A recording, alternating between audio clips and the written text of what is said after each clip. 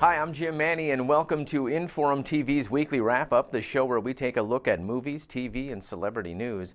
This weekend in theaters, an action-packed film based on the true story of two rivals competing on the racetrack. It's called Rush, and Joseph Gordon-Levitt's Don John, the story of a man who can charm any woman, but he just can't seem to find a meaningful relationship. Heidi Schaefer and Anna Larson are here with Watch It or Rent It. It's kind of a hunky week in movies this week, Anna, but I think it's actually these stars' acting chops that will be grabbing audiences' attention. Rush, the highly anticipated film from director Ron Howard, races into theaters Friday. The movie, set in real-life world of 1970s Formula One car racing, received rave reviews from audiences and critics at film festival screenings. Starring Chris Hemsworth and Daniel Bruhl as well-known racing rivals, this is a movie I'm not going to miss. I'm going to watch it this weekend. Well, it looks better than I would have expected. I don't know that it's worth heading to the theater for. I'm going to rent it. All right, Anna.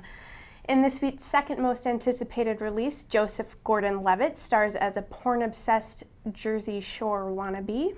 Scarlett Johansson pulls off a killer Snooki impression as his girlfriend, and despite what sounds like a somewhat silly premise, this movie looks good as each character tries to challenge male-female stereotypes, but I'm gonna rent it. I'll spare you my terrible Jersey accent, and I think we're on the same page. I'm most excited to see how Gordon-Levitt does in his writing and directing debut, so I'll be sure to rent this one. Back to you, Jim. Thanks, Heidi and Anna. Let's check in with Laura Lee Lofsgaard for our top stories in Hollywood this week.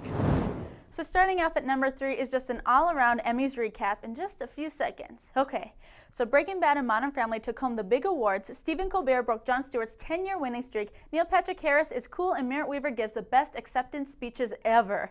Okay, and at number 2, Joseph Gordon-Levitt has a secret girlfriend. He says she's not famous, doesn't want to be. They just met through mutual friends. Seems like he's doing things the right way. And your number 1 story for this week is kind of sad, but not really that big of a surprise.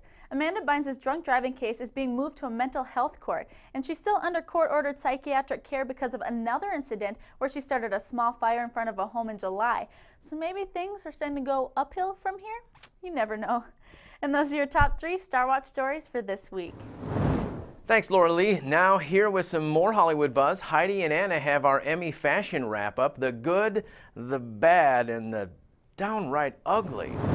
The Emmys as a whole were somewhat disappointing for me on Sunday, with the clear winners in my mind missing out to undeserved upsets. But the one place I didn't mind being surprised was on the red carpet. Stars tend to play it safe with Emmy fashions, and while there wasn't anything super shocking, I was pleasantly surprised by the very polished looks. There were lots of pinks and reds, which brings us to the first category in our weekly wrap-up Emmy Fashion Awards. Very official of us. So I'm going to choose Michelle Dockery of Downton Abbey. The choice of bright red and burgundy was risky, but I thought it complemented her skin tone and was perfect for a fall fashion awards show. I'm going to go with Anna Gunn and her Ramona Cavazza gown with black lace bodice and pale pink skirt. The colors went great with the gold of the Emmy she won for Breaking Bad, and the fit of the dress was perfection. I agree, that was a great look for her. So speaking of perfect tailoring, let's give our best award for Best Fit. I choose Sofia Vergara in her Red Hot Vera Wang gown. Major kudos for it keeping all of her curves in after last year's unfortunate butt rip. I agree, but I'm going to give my pick to Rose Byrne, who wore a perfectly tailored pink Calvin Klein crop top dress. The gown would be so hard to pull off, but Rose rocked it. She did.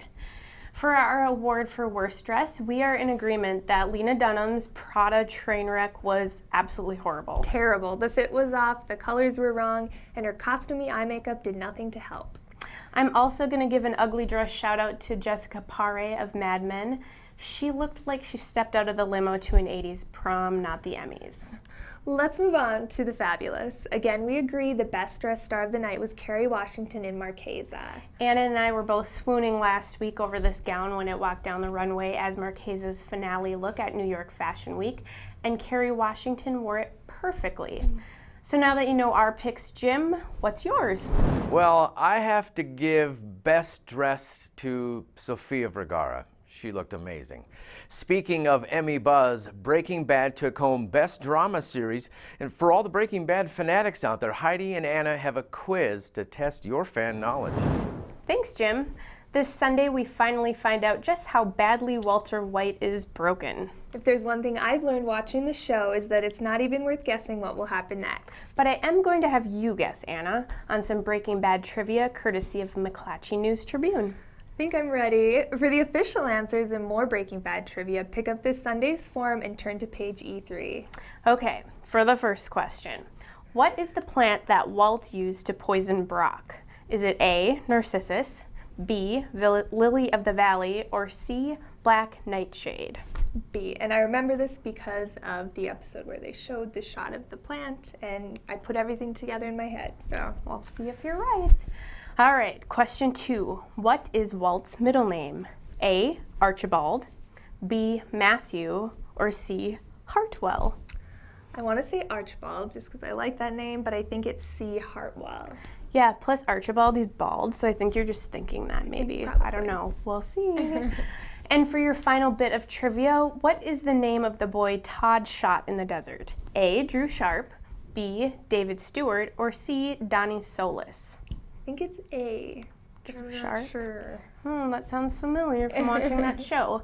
I'm not sure if I should be really proud of you or if I should just be ashamed at what Breaking Bad geeks we've become, but well done. Be sure to pick up Sunday's form to find out how well she did. Thanks for watching the weekly wrap-up. Have a great weekend. Tune in next Friday for more movie, TV, and celebrity news at InforumTV.com.